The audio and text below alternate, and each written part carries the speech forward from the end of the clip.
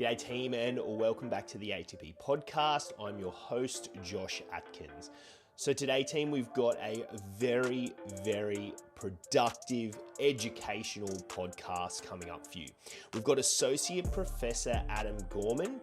He is an expert in all things skill acquisition. So he's currently an Associate Professor at the Queensland University of Technology, and his field looks at, when we say skill acquisition, this is something he does bring up and he explains around. He is not an expert in all things sport. So he's not an expert in how to acquire skill for a volleyballer or a basketballer or a footballer. What skill acquisition is it is the facilitation of learning. So how do we help an athlete or an individual or a team learn the skills? So it's up to the coach to come up with the actual exercises that they do. However, what Adam and his colleagues look at is how can we make these skills more effective, or these activities more effective, so that our athletes can pick up these skills. And it's very simple to then look at implementing these new contemporary style of coaching into your given field, whatever it is. We do talk a lot about the sports-based realm, so everything to do basically with sport. However, I've been able to take these learnings and apply them within my own coaching practices, so within the strength and conditioning realm. So this absolutely has a place everywhere and anywhere when it comes to skill acquisition, any type of skill. And I'm sure you can also take these principles and apply them to academic skills when trying to learn about them. In fact, it's done quite well in academia. However, applying these fundamental skills, you can do it very broad spectrum. But very excited to have Adam on the podcast. He's a very busy man. They're gearing up for the teaching semester at the point of filming. So we were very lucky to get him on. His time's very precious. So guys, if you are in the coaching realm and you have people, whether it's you've got single athletes, whether you've got team-based sport athletes, whatever it is, this is going to absolutely help you in any way.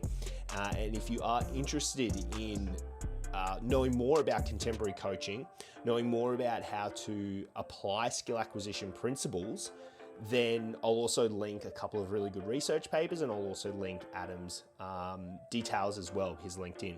So without further ado, we would like to thank and welcome Associate Professor Adam Gorman onto the ATP podcast. Alrighty, Dr. Adam Gorman, thank you so much for coming on. Really appreciate your time coming onto the podcast. First of all, would you just be able to give us and the audience a little bit of an introduction about yourself, sort of where you've come from and where you are currently now? Sure. So currently at QUT, so I'm a specialist in skill acquisition, which is one of the sport sciences. So I have a typical sort of academic role, research, service and teaching. Where I've come from is fairly diverse. I started off as a tradie, then I moved into real estate, and then I sort of started on this current pathway, I guess you could say, where I was a PE teacher, then worked in high performance sport as a skill act specialist, and then moved from there into this sort of current academic role where I am now.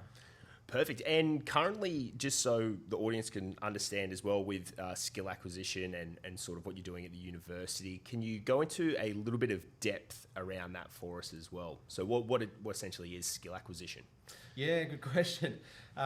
It's been around for a long time, but a lot of people aren't quite familiar with it compared to if we said you're a nutritionist or a physiotherapist. People have a pretty good understanding of that. So in essence, in simple terms, skill acquisition specialists are specialists in designing learning environments.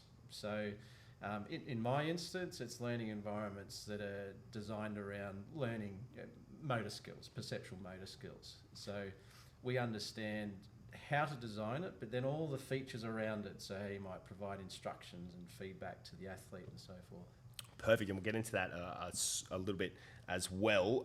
On that, the reason I know you is from doing coaching in first year, and the principles around that. So can we just touch on a few of the principles, and this will help sort of build the picture as well around how coaching and skill acquisition, and this really moves into the sporting environment. Yeah, the key principle, I guess, that kind of sums up a lot of skill acquisition is the close connection between the environment and the performer. So we don't operate in an isolated setting. We act and perceive information in and around the setting in which we're currently immersed. And so that's sort of a key underpinning principle that a lot of the other principles, in fact probably all of them, feed off that. Some other ones that do feed off that would be representative learning design, which in simple terms is trying to ensure that any practice task is as similar as possible to the desired, the competition environment, the target environment for which you're preparing. Doesn't necessarily mean that everything has to be 100% like that target environment, but you're trying to aim to simulate that target environment in the practice task. And so when we're talking about simulating that environment, I really liked one of the examples you gave in one of the lectures, and it was when you were down at AIS and working with the swimmers, and how they had the issue with diving, and then you got the pool noodle out. Can you sort of explain what the issue was and how you overcame that to fix and progress them? Yeah, sure. So the problem was coach generated, which was good. The coach recognised that the swimmers were tending to enter the water, so they're standing on the dive blocks doing, let's say, a freestyle or a breaststroke start. They're standing on the blocks and entering the water too soon, and the coach wanted them to essentially stay in the air for longer and enter into the water further away from the blocks. So a sort of a more traditional approach would be to tell the athletes, okay, so you need to get down lower in your position or drive more from this foot and swing your arms like this. But we took more of, I suppose, a contemporary skill acquisition approach, which was one where we manipulated what we call some constraints, so which are just variables really. So I had a pool noodle that I picked up from a local store. I stood on the edge of the pool deck in front of the swimmer, held the pool noodle out over the deck. Sorry, not over the deck, over the water in front of the swimmer, and asked the swimmer to dive in over the top of that pool noodle. And basically we were encouraging the swimmer to what we'd call self-organise, which really is just coordinate your body in your own way, but we were guiding that process by putting in a very simple task constraint in this instance. We didn't start off by just putting the pool noodle in a mile out from the blocks. Yeah. We, I guess, co-designed with the athlete. So initially this was quite new to them, but they might have done it when they were in learn to swim classes 10, 15 years ago. But in this instance, they wouldn't have done this perhaps since that time. So we asked them to determine, right, where would you like the noodle to start with? And almost invariably, they put it quite close to the starting blocks, which is fine, just to get a sense of it. And then once they felt more and more comfortable and they started to explore and figure out how they could coordinate their body, we started to get into this more, I guess you could say, optimal position where they effectively just started to, the coach called it Superman, through the air. They were horizontal in midair, and it encouraged them to do exactly what we wanted. It didn't happen immediately. We're trying to change technique that's been ingrained for the best part of probably 10 years, maybe longer. But over time, and with the assistance of the coach and the athletes and Skillac working together, we made some pretty good changes, which was terrific. And I guess this will also start to feed in as well. But you've mentioned previously in lectures as well the difference between traditional coaching and contemporary coaching. Some of the pros and cons of both. However, all the research shows that contemporary is the way forward. Can you give a quick sort of sum up of what traditional and contemporary is, just for the listeners to kind of grasp around that sense as well? Yeah, well, traditional coaching is the typical kind of perspective on that is that it's quite coach driven, meaning that the coach would structure all the training tasks, provide a lot of feedback, a lot of instructions, and again, in and around that is often the assumption that the athletes are an empty vessel, so they need to be filled with information in order to learn. So often the instructions are step by step how to move your body to achieve this particular task. Also often with this ideal technique, ideal movement pattern in mind. We're trying to coach them to have this perfect technique. The other end of the spectrum, I guess, and where we're starting to move, and there's a lot of research now to support it, is that contemporary approach, which is more athlete-centred. So it is drawing on that first principle I mentioned, that there's a close connection between the athlete and their environment. And we want the athlete to explore that environment, to develop their own movement, not one that's necessarily predetermined, one that they kind of explore and find what works best for them. So the coach's role in a more contemporary approach is considered to be lots of different terms, but the learning design architect, or the facilitator, or the learning designer. So it's not necessarily the coach's role to teach. The coach's role is to help the athlete to learn. And you'd sort of think of those two statements, think, aren't they the same thing? But one is more coach-led. I'm teaching you what to do and telling you what to do. Helping athletes to learn implies more that my role is to guide, to set up practice tasks to promote learning, encourage learning, but not to be there to tell the athlete what to do every step of the way. Perfect. And if we were to put this into simple terms, a traditional coaching style would be very much like if we're doing cone drills. So we're running from a cone to another cone. Potentially, if we've got a footy or a netball, we're just passing or kicking it back and forth, and there's no real learning that's going on. It's just that mundane continuation of just doing the same drill. I know we don't like using the term drills. So, and then when we're talking about contemporary as well, if we put this into a simplified version, we're allowing the athletes to explore and essentially play. And I think some great examples you gave as well, and from the researchers, that when kids have gone out and just set up backyard cricket, five-a-side soccer in the street, they tend to not be afraid of making potentially mistakes, as what a coach may see it. So in terms of when we're moving towards that contemporary style of coaching, and if some coaches potentially they're going off old experiences, and I know this was a big eye-opener for me, is like, wow, okay, all the coaching I received was traditional. So if I'm a coach of whatever age group, under 10s to under 15s, 16s, what could be a good sort of entry level into this contemporary? Like, what's something that I can start to work on and implement to hopefully get some good results from my players? Yeah, good question.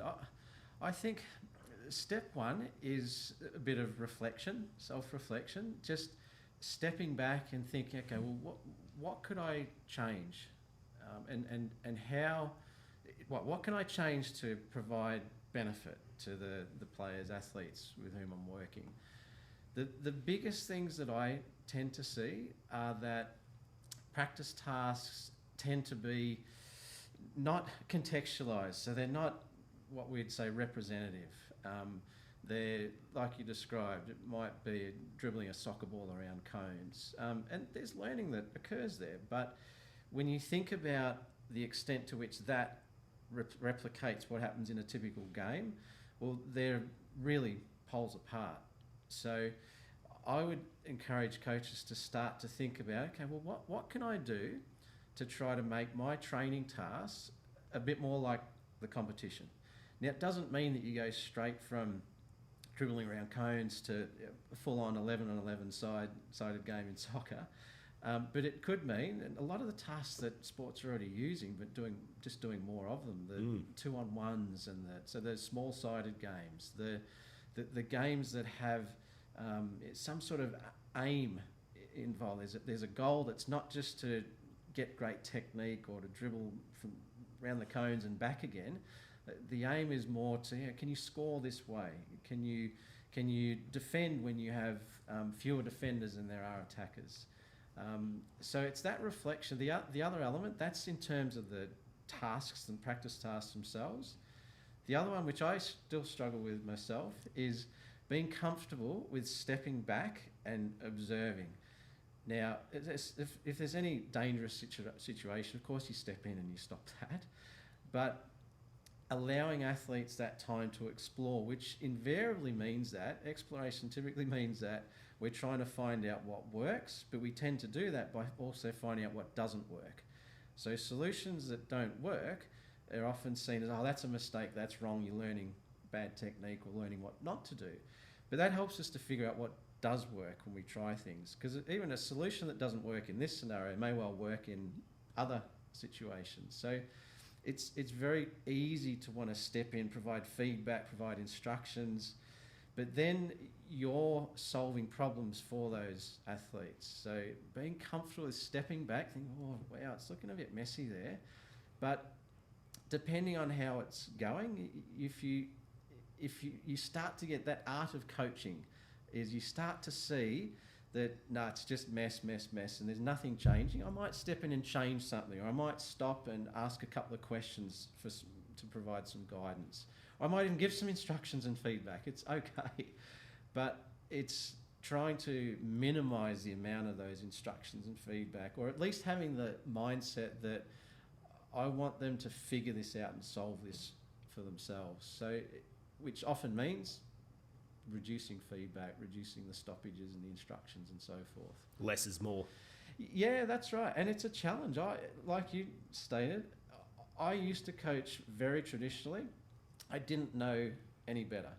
And now I've not only am I in a great position that I can research and explore and I read lots and so forth, but I've also implemented a lot of this stuff with all range of performers, from little kids through to elite athletes. And I've been fortunate enough to have seen that it just works. And so, but it took me a while to figure out how to do it and to be comfortable with doing it as well. So it's a challenge. I totally agree. I took a lot of your teachings on and implemented that in the strength and conditioning realm. And I did at some times have some trouble. I'm like, okay, how can this apply? Because it is all very kind of team-based, athlete, field, whatever it might be, sports. But I did find, and I used my netball girls as essentially the guinea pigs because they were learning to move in the gym, a lot of them for the first time. So my traditional coaching was stepping in, giving them all the cues that they needed. This is how you squat. No, that's slightly bad posture. Do it like this. And once I stepped away, and exactly as what you taught us as well, it takes longer. However, that time for them to figure out and move through cements the learning pattern.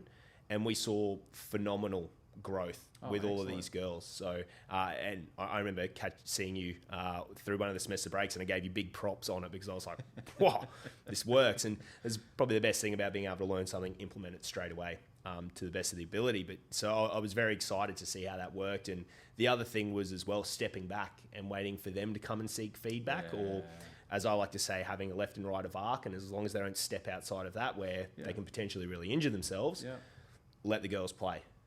And they've done really well. And I found, because of the constant feedback I used to give, much like when I was in the army, you constantly yelled at, you just gloss over and it's just noise. And the eyes roll back and you're like, okay, cool, someone's yelling at me or someone's telling me something. And as soon as you step back and that less is more is implemented, when you do give them feedback, you can see them take it on.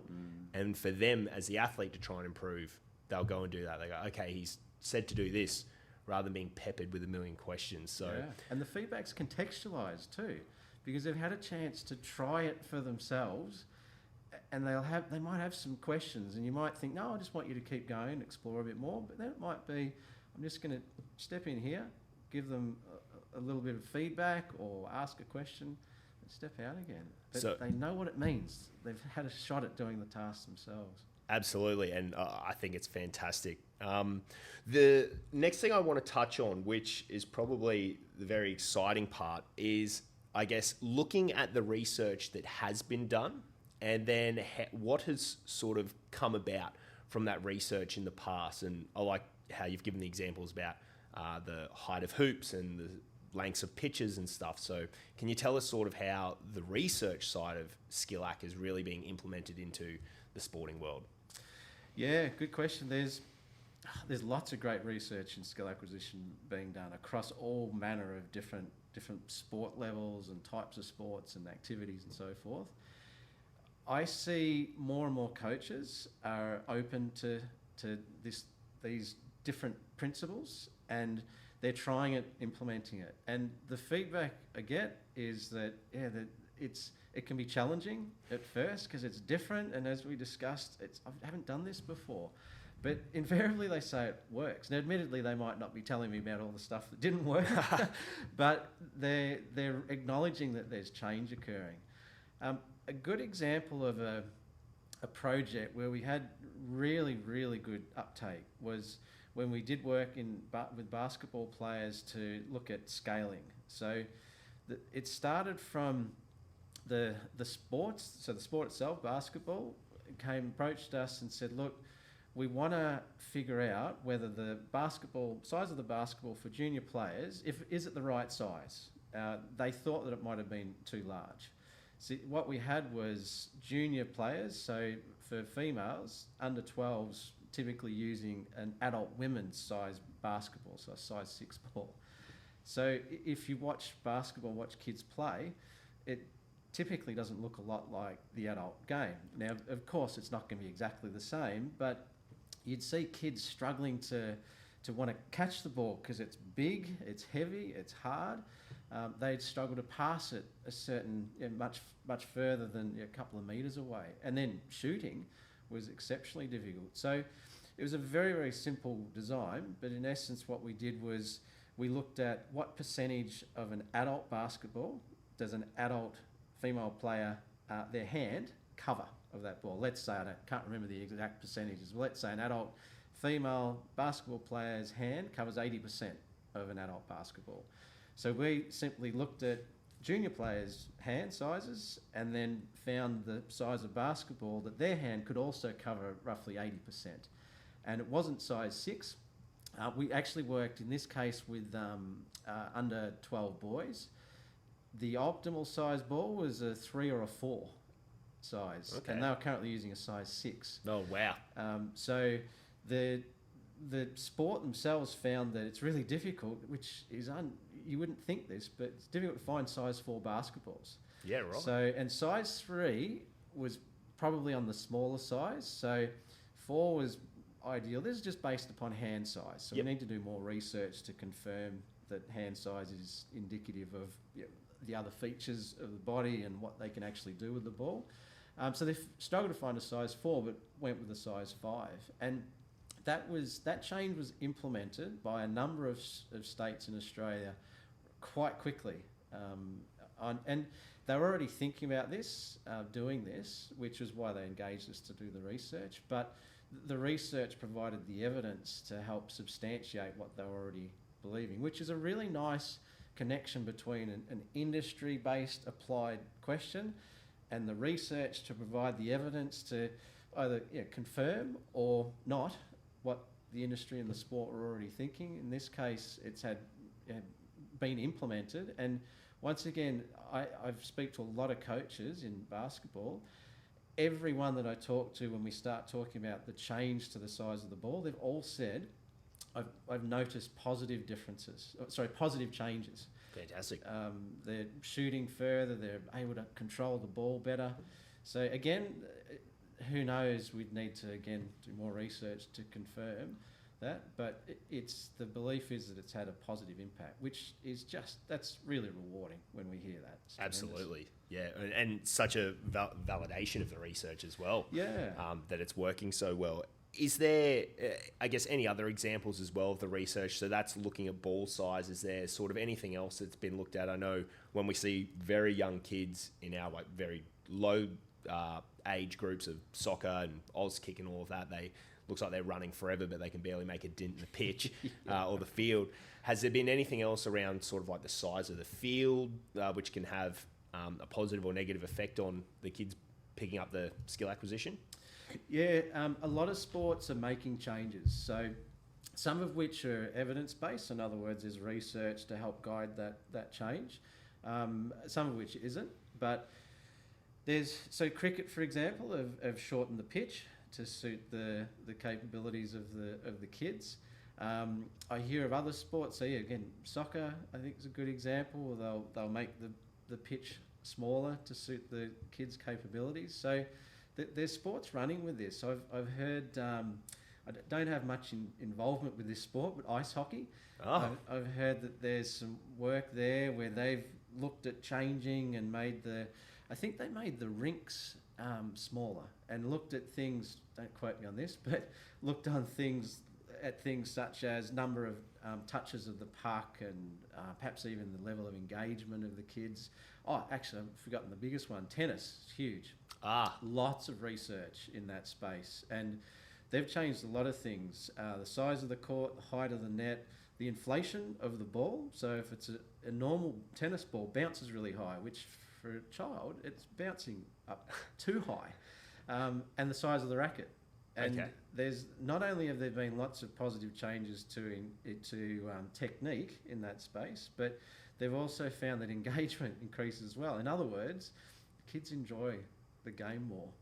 Perfect. And it starts to the game itself starts to replicate a bit more of what the adult game resembles. So again, it's not going to look like an elite adult game exactly, but it moves from a game that is, you've got kids trying to traverse a massive court, hit the ball that bounces up almost above shoulder height every time it hits the court, to hit it over a net that's really high with a massive racket. It's the movements are just so different.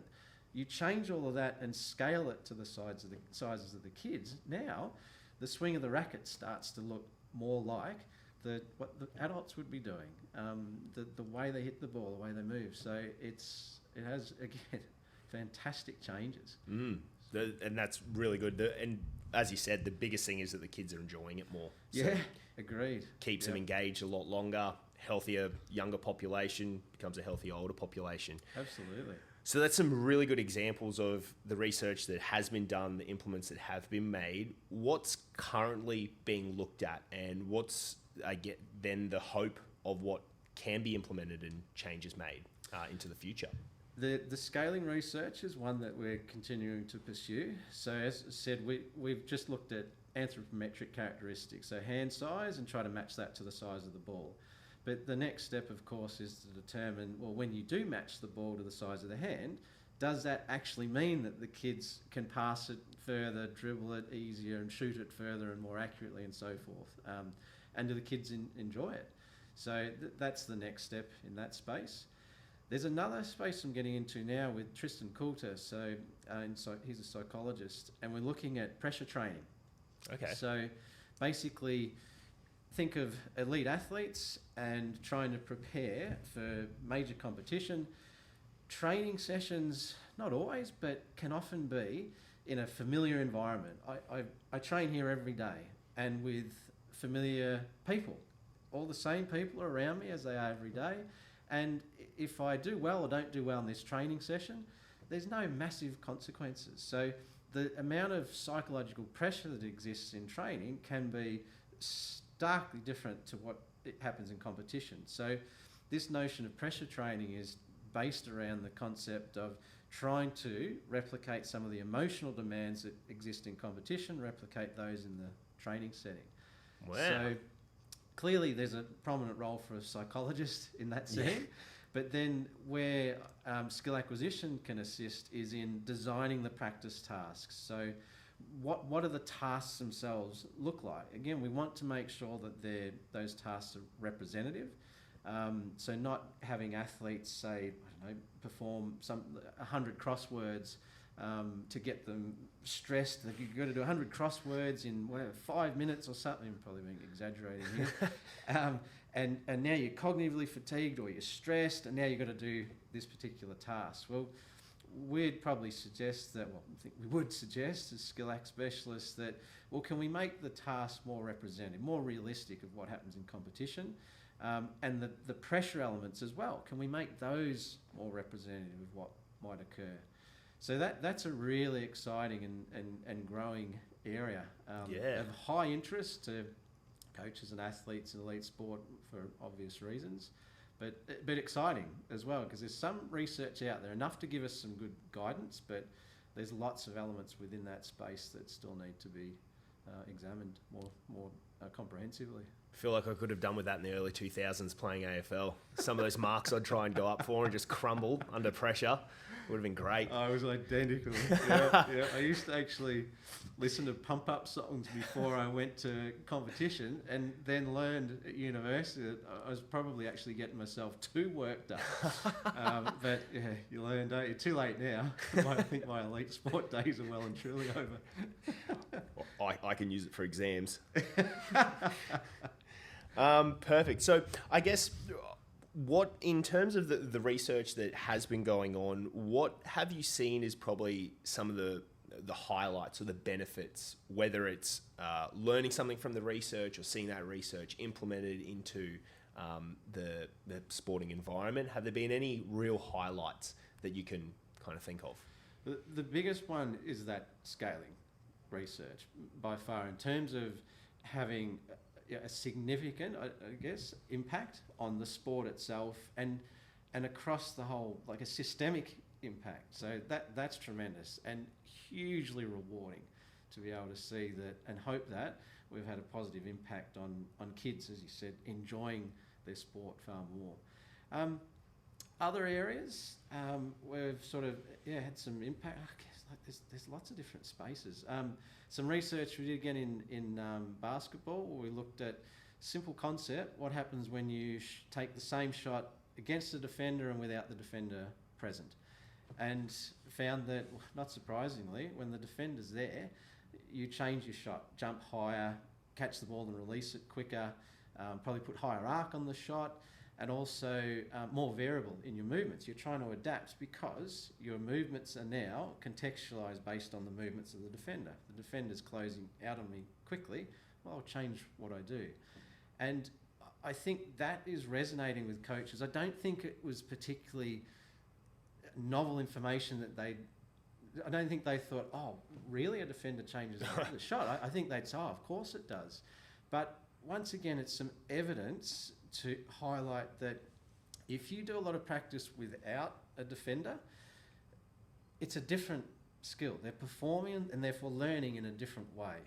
So understanding what happens when you do that a lot means that you're probably not really preparing as you need to for competition. Again, I want to stress, it doesn't mean that every shot in training has to be contested, but it does mean that you look at training sessions through a different lens and start to understand, what do I get and what do I miss if I don't do enough contested type shooting practice? Absolutely. I think the biggest thing is, and you've mentioned this again in a previous podcast, is working backwards. So what is the goal outcome? What are we looking for? How does that represent in the game? And then work backwards. Correct. Yeah, exactly. Look at what happens in the game. This is where performance analysts are really beneficial. Look at what does the game look like? What type of shots do we typically take? What type of shots do we want to take that we're not? Are we giving up opportunities for relatively high percentage shots, but they're somewhat contested? And learning to practice to be able to take those shots. Because there's other research highlighting that there's not many uncontested shots. This is basketball now, probably similar majority of sports. If it's an invasion sport, you're going to have defensive pressure at some point. Absolutely. So another recent one we did actually was, again, very simple design with volleyball, junior volleyball players, but very, very talented volleyball players. The coach said that a lot of the players can perform the big serves, the big jump float serve, which is basically a spike done as a serve. Yeah.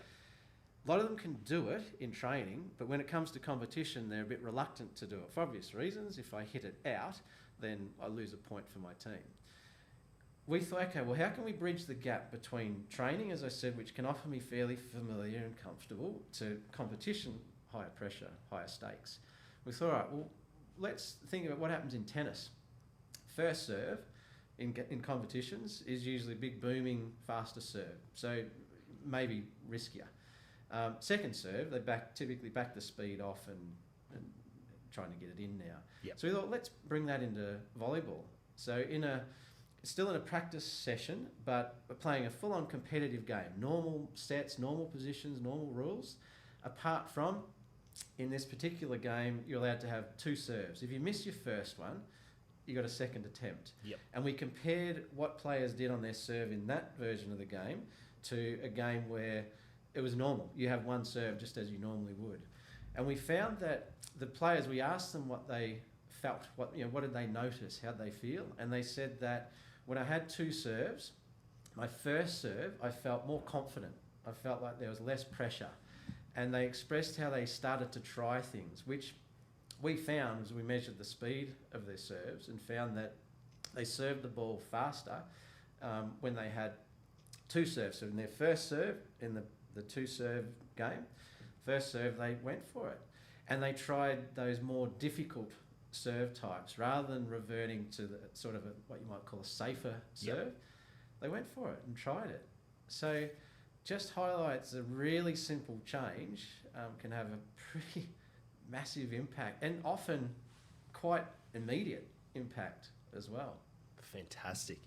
To that end, in terms of research that gets done and potentially implementing or time to take to industry, have you found any challenges as well? Has there been any sort of challenging aspects?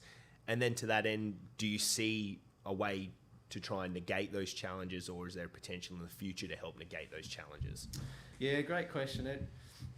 I think the biggest challenge, well, a couple actually. One is how long it can take for the research to actually get published. So it takes time to collect data, analyse it, write it up. That doesn't mean that during the research process we can still be feeding back results very quickly to the key stakeholders. But in terms of disseminating it in a published article, that can take quite some time. That can be a challenge. The other one is that if it's a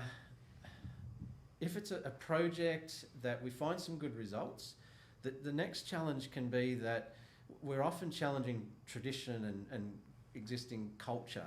So whilst we can produce some really nice evidence to suggest that, hey, here's another way of doing things, the extent to which people are open to trying to implement that, it is a challenge. And I get that. I'm the same. If you've been doing something the same way over and over again and it's working, and it has worked for a long period of time, to change is perceived as a risk, and I'm the same. So the key feature there is, I think, that just like we want athletes to explore, try things in training, equally I think coaches, instructors try to explore in training as well. Try different things, see how it works. But again, it is a challenge because it's perceived as a risk. So remaining open to the research outcomes and different principles is important, but not an easy step sometimes. I couldn't agree more. I think having a crack and giving it a go is super important. It worked out, and this is just subjective, but absolutely worked out for me, proved really well for the girls. So getting that new coaching style, contemporary, and really running with that has been, I've found, fantastic. And once you get over those hurdles of breaking down those old stigmas per se, and how you've been brought up coaching and then continued to coach, you see some fantastic results when done correctly. Yeah. The big caveat. Are there any kind of common myths about the industry of skill acquisition that people may think that aren't quite true, or that maybe are true? Any myths? The biggest one, I think, is that people perceive us to be kind of a coach. So, and therefore, then extrapolate that to believe that we're an expert in technique. So in other words, if someone said, oh, okay, I've seen you've worked with rowing, they believe that I'd be an expert in teaching really specific rowing technique. And again, it makes sense. If we call ourselves skill acquisition specialists, it naturally step towards, well, you must be specialist in technique. But of course, I think we can work with any domain, because the principles are consistent across the board. So I've worked with sports before that I've never, ever done. I've never been in a rowing boat and rowed it, ever. Just trying to think. No, I haven't. Never. A canoe, kayak, yes, but never a rowing boat. And yet I don't need to be the expert in the sport. I need to understand the sport, of course, but the coach and the athletes and other sports scientists, they're the people who educate me on and ask the questions. All right, we tell me what you want to do better. All right, we want to teach the athletes to do this, to change this. We want practice tasks that help athletes to learn this. That's where I can work with the coaches and athletes to design something. And to be honest, I've designed practice tasks and the coach has said, Adam, I can see what you're trying to do, but I'm not quite sure about this and this. And the coach has sort of said, what if we change this and this? And I think, oh, great idea. Yeah, I wish I'd have thought of that. So collaboratively, we come up with a task that utilises, I guess, our collective expertise and is therefore hopefully more likely to have some impact.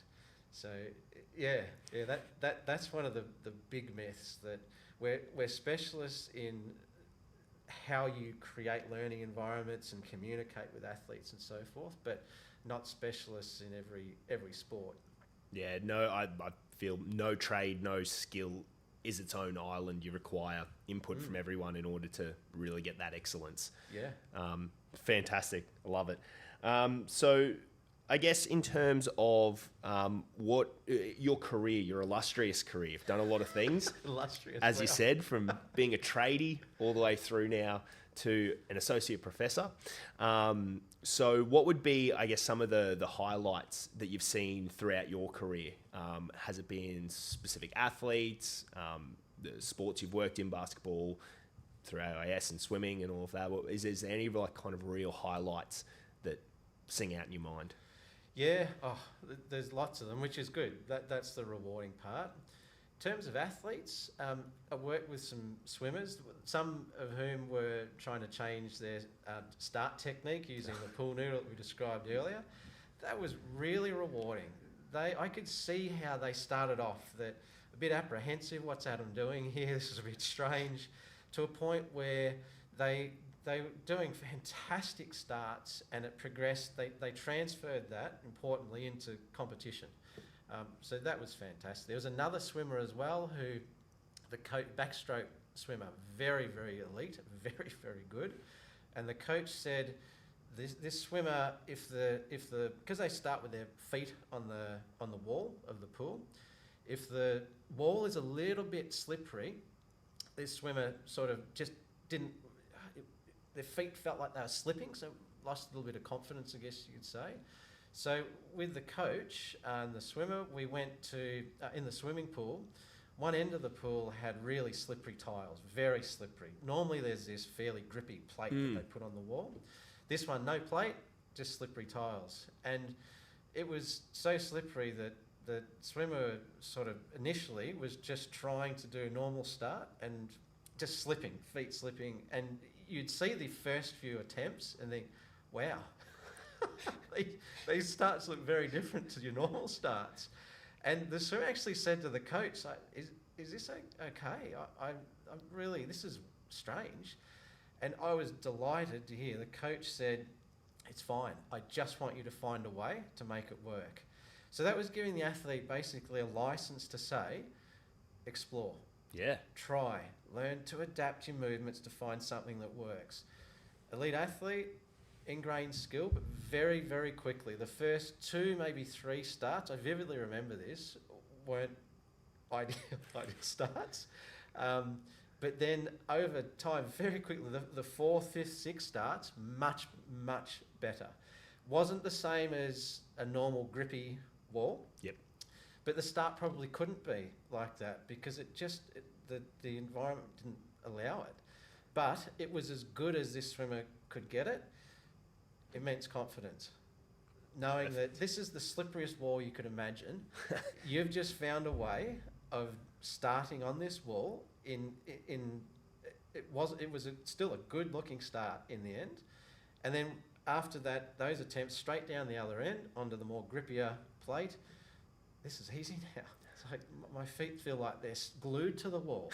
So that was exceptionally rewarding. Fantastic. In terms of the research, I'm really curious. I love trying to explore things, find things out, and I love hopefully that sort of I guess you could call that mentoring role of postgraduate students. In the teaching space, likewise, I find it really rewarding to see students have fun. I love it when students are having fun in class. And then secondly, I like seeing students progress in their understanding. If I can walk away from a class or a whole semester of teaching and think, I reckon those students learned something and hopefully I had a role to play in that, I find that exceptionally rewarding. Well, I have to give you props on that as well. There's only ever been 2 people in my entire careers that have ever made as big an effort to learn everyone's names ever. First was my commanding officer when I was at 7 Sisby in the Army, Jeremy King. Learned every single soldier's name in his entire battalion. He's the only person that's ever done that. Wow.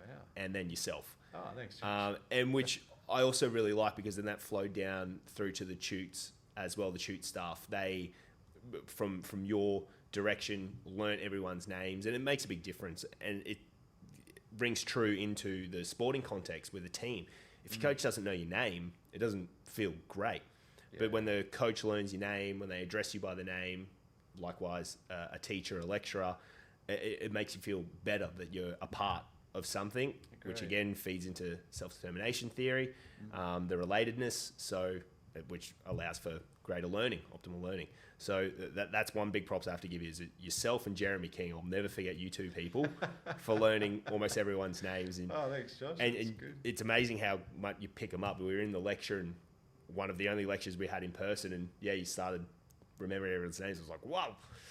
And I myself struggled, but I thought that was awesome. So I really like how you led into that with the postgrad and how the mentoring role. So what do you find is probably some important characteristics or personal traits that it may be for someone that may want to get into the skill acquisition space? Passion, I think.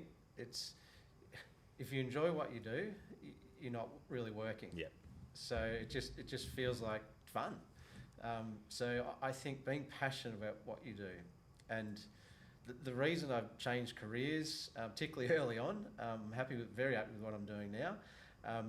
I got to a point where I thought, I don't feel passionate about this, and it was enough of an impetus. And again, I was fortunate to be able to change to a different career path. So I found something that I've been doing for longer than any other career I've had now, and really enjoy it and see myself continuing to do that. The other, I think, is being open. I think if we start to think that, I reckon I know most things now, I think you become less open to take on. If you think you know everything, there's less inclined to want to take on something new. And something I've learned is the more I learn, the more I realise I don't know. So Dunning-Kruger. There's so much out there to learn. Every research study just opens up more questions than it provides answers. So I think, and the other way is curiosity as well, which is related, I think, to that openness. Be curious, want to know things. Ask why. Why is this happening? And if you don't know why, this is what's driven me a lot. Look into it. Ask someone. Explore. There's information everywhere that's very accessible nowadays. And again, well, that probably also answers, but it might not. Is there any advice that you would give to someone starting off in their career, whether it is kind of baseline sports science career or if they're starting to move into that skill ac? Is there any advice that you would give to those people? Yeah, I think those same points. Be passionate, be curious, be open. Equally, take advantage of opportunities that exist. So leverage off your network. And your network are, of course, they might be family, friends, lecturers, tutors, colleagues at university and beyond. And see those opportunities as opportunities to learn, to gain that experience, and just keep exploring. Read, be open to new information, new ideas, because I just think how much I still every day I'll talk to a colleague or I'll observe something and think, oh wow, that's a great idea. Wish I'd thought of that. And as I acquire more and more of those experiences and skills and knowledge, it just makes things so much easier. You develop, and I remember when I first started, when I was in high performance sport, I'd be working with a coach, and the coach would ask me some questions, and initially I'd think, yeah, I've got some good answers here, hopefully. And then I'd reach a point pretty quickly where I thought, I don't have much more information or knowledge to provide here. I kind of got this roadblock. And it was daunting, and I still get to that point. Perhaps not as often as I used to, hopefully, but it prompted me. I sort of thought, wow, okay, that was a great question the coach asked me, or sports scientist asked me. I'm going to go and explore that more. Often it was just asking colleagues and say, this was what I was asked. How would you answer that? What do you think? And that, again, that was an impetus to keep going. So asking why, I think, is being inquisitive. It's powerful. Fantastic. Well, I won't take up any more of your time today, Adam. Thank you so much for taking time out of your busy schedule. I know there's a lot coming on. Semester's about to start, so getting geared up for all of that. So thank you so much for taking time out of your day to go over all of this with us. And I'm sure after I've done Skillac, I'll have a million more questions on the subject. It's probably one of the biggest ones I'm looking forward to this semester. So yeah, very excited. Anyway, thank you very much, Adam, and we'll be sure to chat again soon. Thanks, Josh. You're most welcome.